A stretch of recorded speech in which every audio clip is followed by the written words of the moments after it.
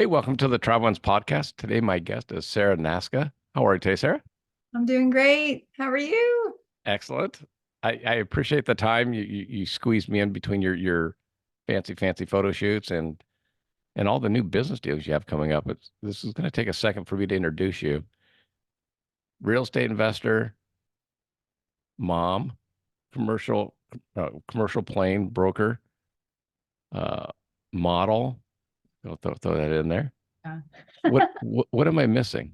Okay, so I think it would be corporate plane broker, corporate jets. It's not Yeah, commercial, private sector jet. But yes, fitness. I was into fitness for several years. I did yeah. personal training and diet nutrition, wrote plans for people. I'm just an entrepreneur by heart. So my hands in a bunch of different projects constantly between investing, whether it's stock, crypto, um, Bitcoin, Ethereum, any kind of NFTs and stuff like that. I've dabbled in a lot of that for years. And then also real estate, push numbers, push papers, Yeah. land entitlement, syndication, stuff like that is stuff I'm starting to work with in new projects. Yeah. And then I've got aviation that I do. And I was a flight attendant for about 10 years, and it took me all over the world in a luxurious way. And so I got the bug, and then I was like thinking I should probably start selling these jets. So I worked my way up, and that's kind of where the brokerage started. Now we're here this year. Yeah, Pretty exciting, right? pretty exciting. I'm very 2024 is going to be a good year for you. 2024, the year for more. That's my word. There you go. I like Yeah, that. I might have to borrow that from you. you can take it. Well, no, I won't take it. 2024 I'll to borrow it. more. I'll borrow it to 2025. Yeah, I would encourage everybody to grab hold of that. This is going to be a good year. Last year wasn't always good for everybody, but this year will be a good year. How was So last year for you? last year was tough. Do you want to know the real truth? Yeah. No, lie to me. 2023 was probably one of the top two worst years of my life. So we'll just say that. I've had two in 43 years, and that one of them. Okay. But we muscled through it like we do, and beauty Yeah. and pain. So we come out on the other side and build our platform from it. So that's where January comes in. It's a new year, it's a new day. I'm kind of with you. I had great moments in 2023, and then I had some really crappy moments in 2023. And it balanced out, but it was moments of suckiness. Yeah. Yeah. Yes, I would say I'm grateful to be on the other side of the mountain I just climbed, for sure. You hope, right? You, I am you grateful. get to the top and you're like, I'm at the. I saw the peak and I'm like, dang, I'm taking a breath now. I'm climbing back down. It's the easy road. Exactly. I'm zip line shit. Yeah. Well, is there anything you could share that made 2023 tough? Yeah, so 2023, I went through a divorce, a personal, struggle. So there was that. I was married for 21 years, That's a in a hammer. relationship for 23. So that was a transition that I wasn't really anticipating or expecting, but happened. And so that was obviously a huge challenge. I did lose my sister the year that same year prior. So that was a tough battle to fight as well, losing a sister and then going through a divorce. And having career changes in that because of those dynamics changing. Yeah. So yeah, just pivoting creatively in those painful situations. Yeah. But now, like I mean, at least from what I can tell and what we've shared is you got a lot going on. So it's one of those, just some of it's got to hit and then you'll be fine, right? Yeah, exactly. I mean, everything's just kind of like life is a journey, and Yeah. sometimes seasons, and it's like plowing. Sometimes there's time to dig and plow and put the seeds in, and there's other time for harvest. I Yeah. did a lot of plowing last year, so now we're kind of seeing some fruit of the labor over the last 25 years. It's starting to finally come up. Yeah. Yeah. Well, and I Yeah. think, it's interesting because when you were a flight attendant, was that private or was that commercial? Yeah, It was that all was private. private. Yeah, that was kind of a midlife crisis. That was like when I hit my mid 30s, I was like, you know what? I want to travel. I'm in mom mode. I'm homeschooling my kids. I'm working for nonprofits and working on the side doing real estate and just working and doing everything. I just needed to see a little bit more of the world because I grew up traveling. So I needed to see more of the world. So I was like, what could I do that could create income but not be a lot of work. That would be exciting. Yeah. And for me personally, commercial was not my gig. I did not want to push a cart down an aisle and deal with angry people. Yeah. Unfortunately, that's how the industry can be sometimes in that environment. But for me, I wanted to be able to give private service, travel and luxury, and get paid to do it and stay in these exotic places. And then the clientele that you meet, you get to, work with, and then Yeah. sometimes become friends with, which is nice because I love community. So for me, it was just, it made more money. It was more practical. I could pick and choose what I wanted to do. I just did a 1099 contract through some different Okay. brokers. Yeah, and I would just say yes or no to any flight that I wanted. And I just started at the bottom. Took me a year to get into the industry. I went and got trained and then got trained again and again. And then just knocking on doors to get your foot into the private jet sector because it's not easy. It's like Yeah. who you know. But when you're homeschooling your kids, you don't know anybody. So Well, working in a church and running you don't know a ton of people outside of the industry you're in. So yeah, it opened a lot of doors for me after I got my foot in. I just kept knocking, hey, it's me, remember me? I got a job, and then I worked my way up into 10 years later, top of the top clientele, celebrity clientele management in the companies, and high demand. I mean, I just turned down flights all the time. So now I don't really take any of those trips. I'm on the other side of it now with the yeah. sales. And I still get to enjoy the luxury life and the hot spot places to go to, but it's just in a different aspect. So you're an overnight success story. That I guess Yeah, right. rags to riches, come from poverty to extreme, like luxury life. I don't know how this happened, but I'm Well, grateful you to, do. You know how yeah. to. A lot of hard work and God, Yeah. those two things together. Yeah. Yeah. I mean, I think that's because I joke about the overnight success because, you just mentioned some of the hard parts, but when you're Yeah. when you're knocking on doors, it's frustrating. Oh yeah. I was knocking on doors just 3 days ago to get the jet that I'm on. I Yeah. called cold call, cold call, cold call. And I finally got it. So yeah, just to make things happen, you got to keep working, no matter what it takes. So Yeah.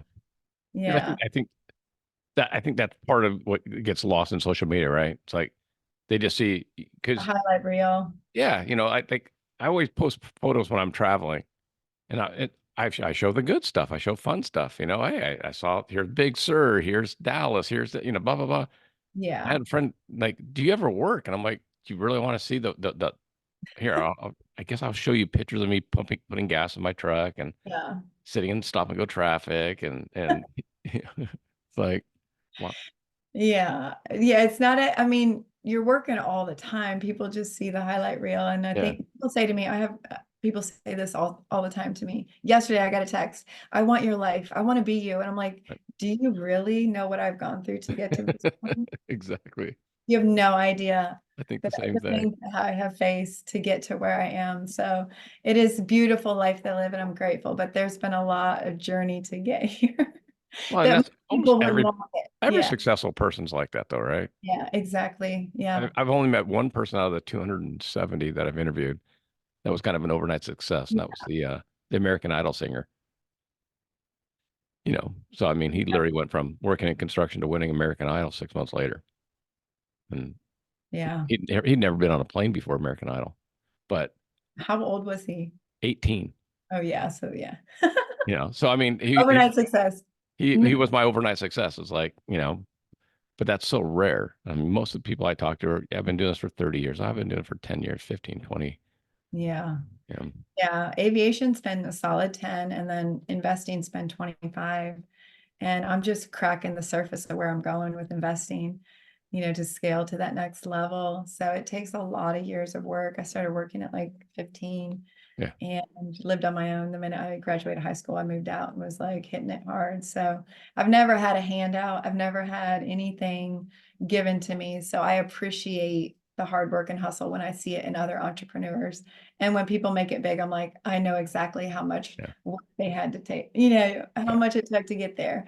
So I have a lot of respect for people in any industry, even in the modeling industry. I'm like, this is hard. To pose is hard, and to turn it on, it's harder than people think. These are skill sets that people have that not everybody acknowledges. So it's pretty cool to dabble in all these industries because you gain a lot of respect for people.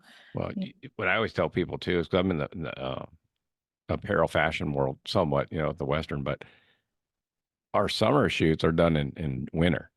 So like Yeah. if you go down to the beach right now, you'll see people shooting summer shoots. They're Yeah. shooting bikinis and and in the picture, it's going to look like summertime, but it's Yeah. January and it's 50 degrees outside. I actually have a story about something like that. I was doing extra work in Savannah for Baywatch. This was years ago when they were going to release that movie, and they were having us film at 5 a.m. on Savannah beaches in bikinis. And it was like the middle of January, Yeah, February, and we're like, put your hoodie on, take it off, take, like action. You're like, act like we're warm on the beach. And it was freezing.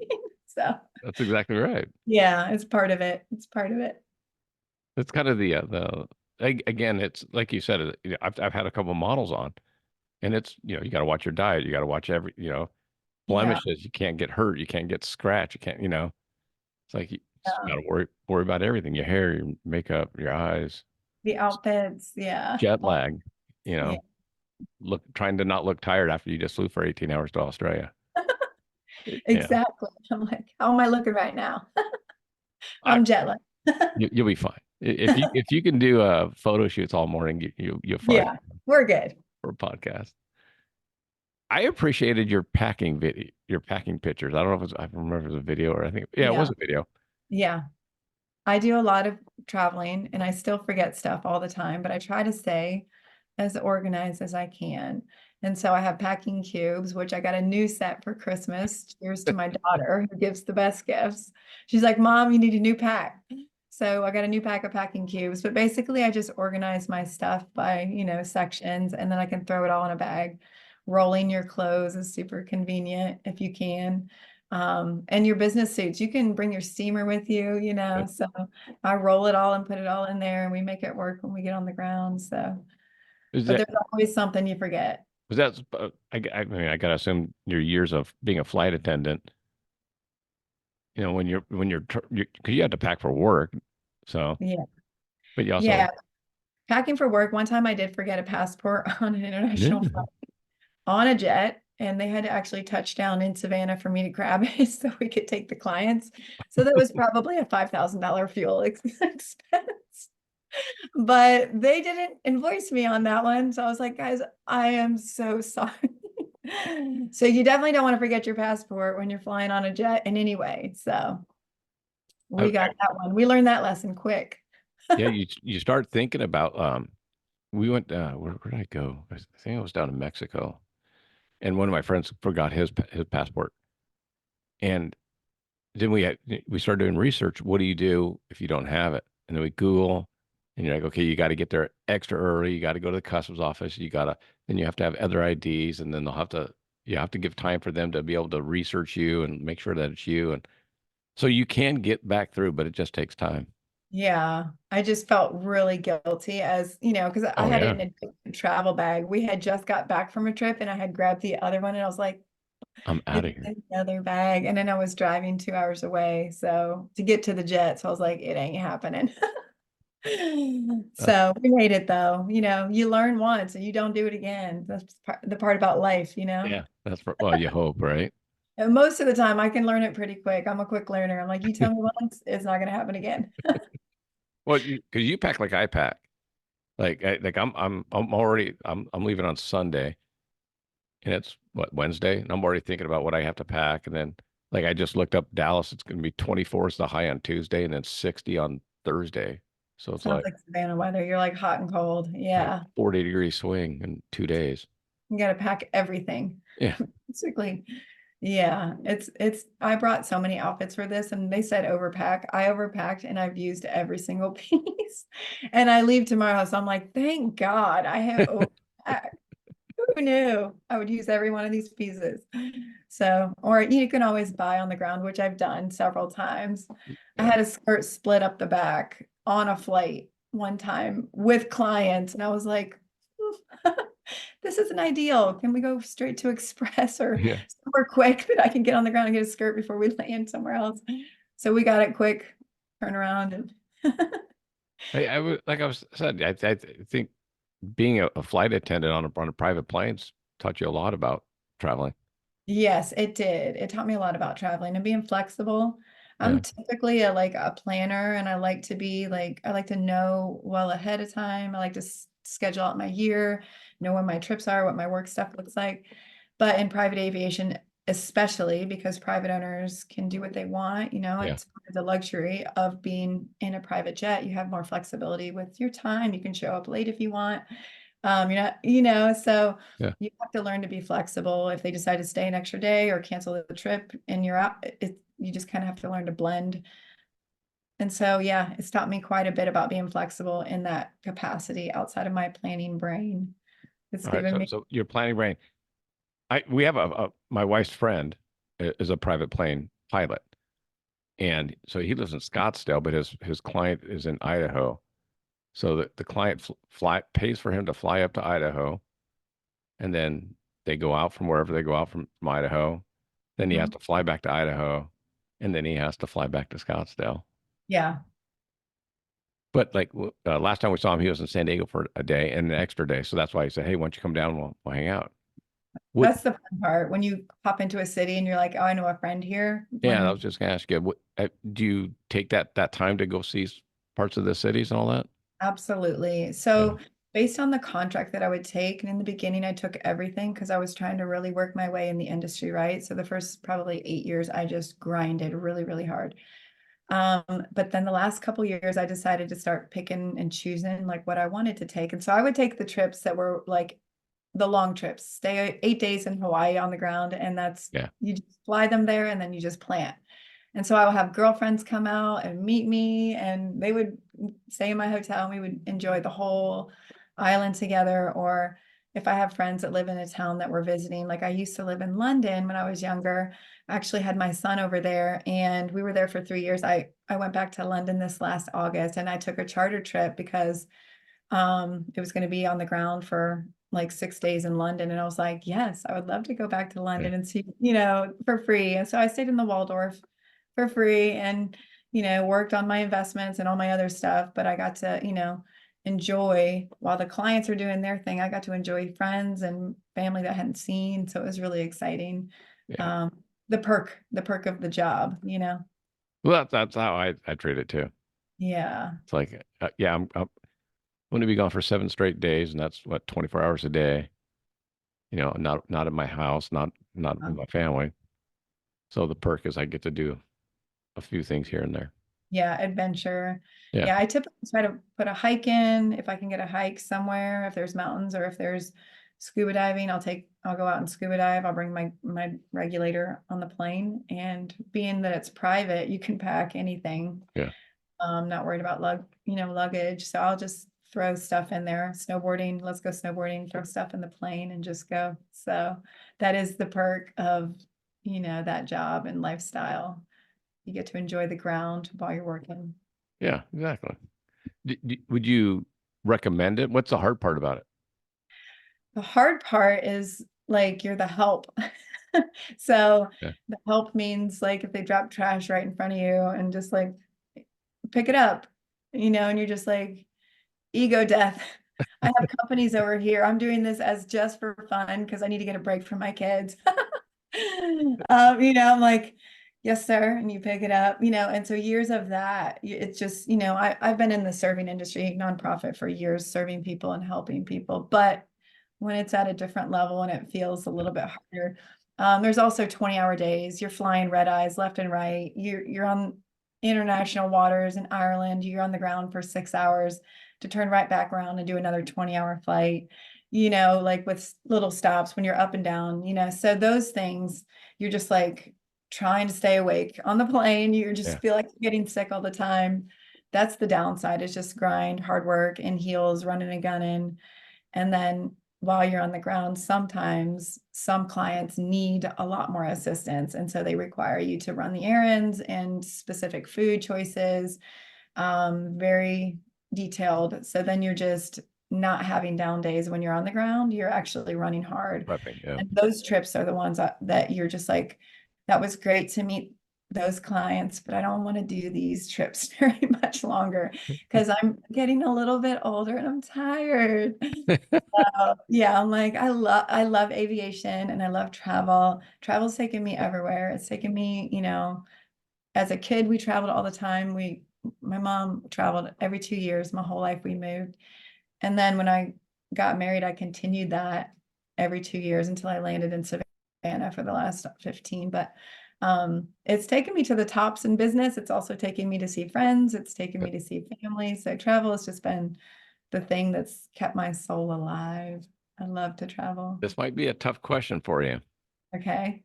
What's the most influential place you visited so far? Well, you're talking to me and I'm in LA this week. My goodness, this is a crazy week. Golden Globes and What in the world did I just drop into? I'm in a whole nother place. I'm coming from Savannah, baby. Georgia. It's a little different in the South.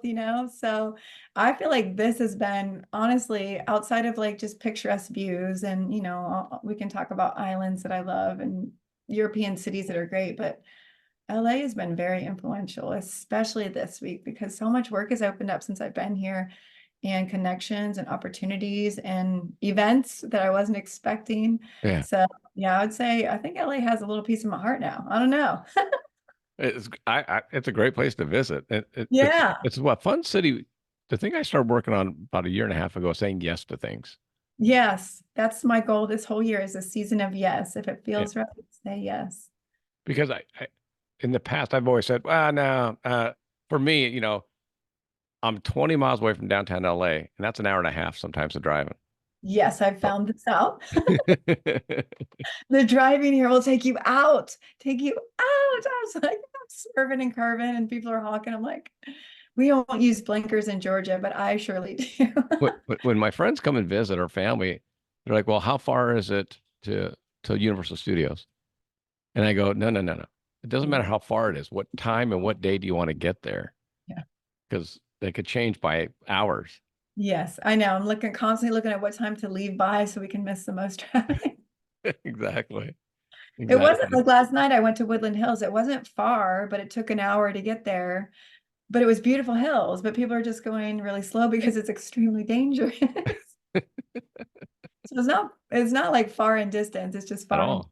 yeah. But so in the past I've said, I don't want to go to downtown. I don't want to go to Sunset. I don't want to. Yeah. Now this year, the last couple of years, I've been like, yeah, yeah, yeah. Yes, I'll go. Yeah. It's one of those things I think for me, because I'm not typically that type of person. I'm naturally introverted to believe it or not. I fill up alone. I fill up in solitude. So I love the water and I love being like just even in my room at home, Yeah. um, being quiet, meditating, stuff like that. But yeah, like the city, I don't know, it's very electric and you can feel the energy. I can't say I'd want to sit in it all the time. Yeah. I enjoyed it. The Golden Globes, I enjoyed it, but I came home and I took some time to recover from it because it was buzzing. And same with the next day. I took some time to recover in the morning and then I went out and it was buzzing. And so you take the good with it and just kind of feed off of it. But yeah, I definitely need time to recover because LA's a lot.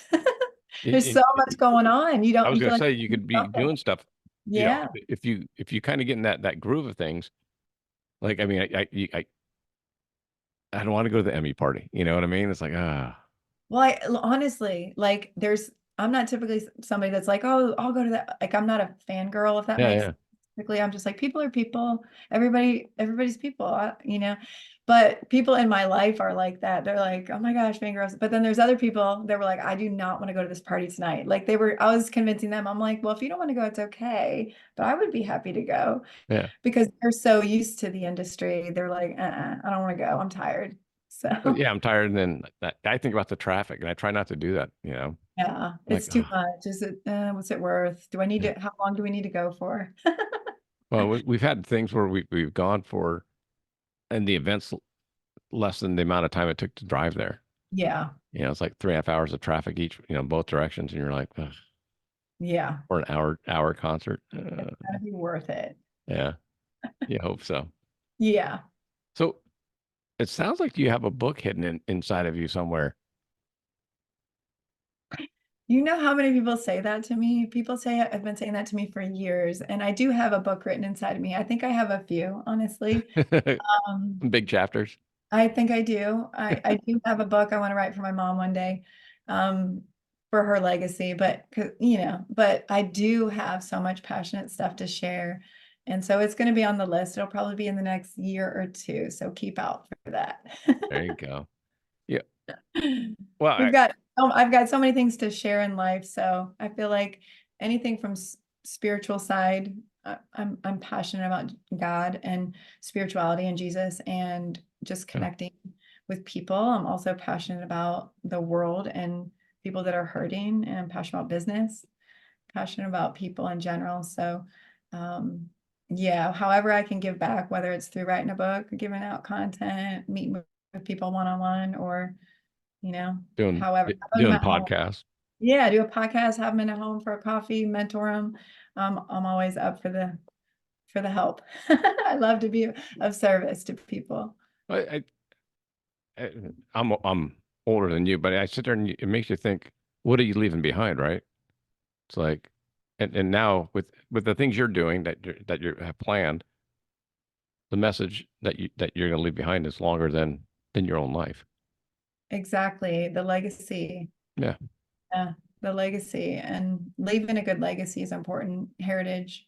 I want to create generational wealth so that my kids, I want to break, like I told you earlier, I came from rags to riches, poverty, extreme poverty. I want to break that over my life for my kids, for the generational wealth. So I feel like I'm a pioneer and trailblazer when it comes to that in my family dynamic, and my work dynamic, and in my social circles as well. So it's pretty exciting to have the opportunity to let people come along for the journey with yeah. you, you Well, know? and obviously, if you help a couple people, maybe mainly women, figure out that they can have it all. They can have the children, they can travel, they can see things, they can be a positive light to people. It's a good thing. Exactly. It's all about creating passive income. It's creating passive income so that you can travel and enjoy time with your kids, and you can be present in your moments day to day and enjoy the opportunities that fall into your lap. And so all that comes with planning and strategy, but it first comes with relationships. So making Yeah. those relationships, they follow after you, and yeah, it's pretty How exciting. how important? I mean, I kind of know the answer, but how important is networking for what you're doing? Yeah, so this is a new season for me. Believe it or not, Instagram, I just got on this year for the first time. So it's a whole new world for me. So networking was kind of more like just face to face. I was Yeah. old school with it, 80s child. So I'm like, what's social media? What are we going to do with this other than play with it, But now I'm understanding that I'm like, okay, no, complete mindset shift that you have to kind of like really focus in on social media. And so that's where this comes in: content, being able to influence people, inspire people, educate people. I'm going to start doing more educational videos in this next year. So yeah, social media is huge. Well, yeah. It's a huge platform to get on. I wasn't always on it, but now I am. And so now I'm utilizing it to the best of my ability. And so networking is key through social media, but face to face as well. Since I've been here on the ground, I've met so many people. When my girlfriend went to the bathroom, there was a lady sitting next to me, and was over listening to our conversation. She just kind of looked, and I just said, "What's your name?" We met, exchanged numbers. She was in Beverly Hills Hotel by herself, and we had a nice connection. And then she's had some connections for me. And so it's just about being really present Yeah. in your moment and utilizing it, not in a way to manipulate or be self-entitled with that opportunity, but to genuinely see what's the need here? What do you need? How can I better you? And then if there's an opportunity for me, awesome. And so, yeah, that's kind of how the networking has worked for me. And it's opened up, and people have just kind of brought stuff to me because of that. So Well, we'll have to have another conversation at some point because I don't want to take up too much of your time. But there's so much to talk yeah, about. I know we got passive income, and you brought that up, and I'm like, well, I want to talk about that now. It's like, yeah, To create passive income. I have real estate. So I have single family real estate, and I have some multifamily real estate. I'm in the process of strategizing and offloading some of that so I can do bigger syndications, and foreign investing is what I'm working on right now. In the next 2 years, I want to do something in Costa Rica. I have a cousin that lives out there and she's building, and they've been there 10 years. And so I want to build a property for myself, but I also want to do a retreat center so that I can have people like entrepreneurs or celebrities or people that are burnt out, somewhere for them to go, kind of recover, get fresh vision, and then head Okay. home. And so, yeah, again, passive income creates opportunities for that. I can pull money from these assets to push in that asset, and then you're kind of moving money around, but you're offloading and upgrading every single time. So, Well, and okay, then give me your 30-second take on NFTs and crypto. so it's volatile, yes, very Yeah. volatile.